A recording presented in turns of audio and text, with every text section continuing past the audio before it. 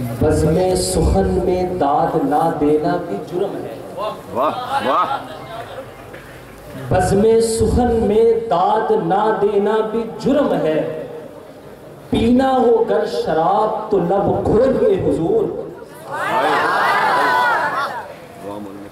लबों को खोल दो गुनों की शगुफ्तगी के लिए। लबों को खोल दो गुनों की शगुफ्तगी के लिए। तरस रहा है जमाना बस एक हंसी के लिए। बरादरान मिल्लत और शदाइयान रिसालत, ये थे मायानाज नात खां, जिनकी नात पाक का हर हर शेर दिल की गहराइयों में उतर रहा था और हमारे दिलों की ख्वाहिश में ये शिद्दत पैदा हो रही थी कि काश हम भी खाके तैबा को, जिसने सरकारे मदीना के कदमों को बोसा दिया है, अपनी आंखों का सुरमा बना सके। वो दिन खुदा करे मदीने को जाए हम,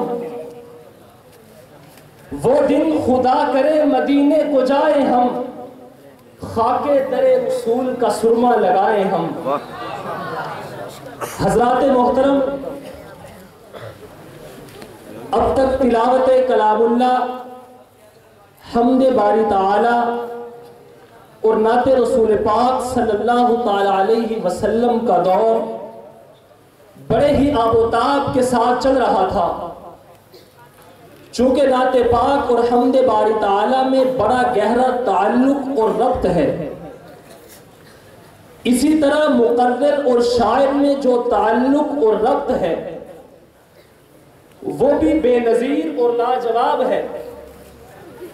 क्योंकि जहां नात की हैसियत एक गुलजार की है, तो वही तकरीर की हैसियत मुर्गजार की है।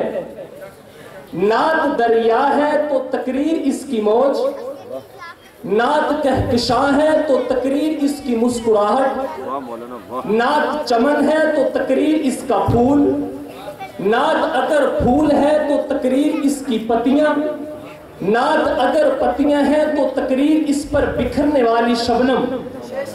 इसी संगम पर चमन का हुस्न निखरता और बरकरार रहता है। लिहाजा इस मुस्तहकम रिश्ते को बरकरार रखते हुए बयानो खिताबत के उस माहौल में लिए चलता हूं जहां गुलहाए रंगारंग से चमन को मुअत्तर करने वाले खुतबा हैं, ताकि आप इनके मवाइज़े हसना से मुस्तफीज हो सके। आ जाओ मुस्कुराते हुए जाने गुलिस्तां, आ जाओ मुस्कुराते हुए जाने गुलिस्तां, मेरे चमन का जश्ने बहारा तुम्ही से है। आसमान की बुलंदी से लेकर जमीन की पस्ती तक मलाइका रहमत का हुजूम नजर आ रहा है, जो अपने जलवा सवानियों के साथ इस नूरानी महफिल को मुज़य्यन कर रही हैं और अपनी नूरानियत की आगोश में लिए हुए हैं।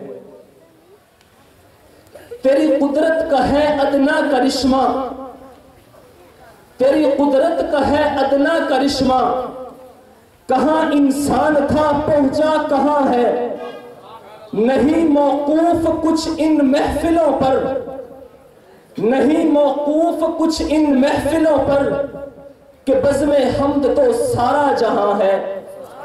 अब मैं आप हजरात के सामने दावत खिताब देता हूं। खतीब दिल पजीर अब तशरीफ लाते हैं हाफिज मोहम्मद उमैर इफ्तिखार साहिब, वो तशरीफ लाएं और बिस्मिल्लाह की फजीलत के हवाला से अपने ख्यालात का इजहार फरमाएं।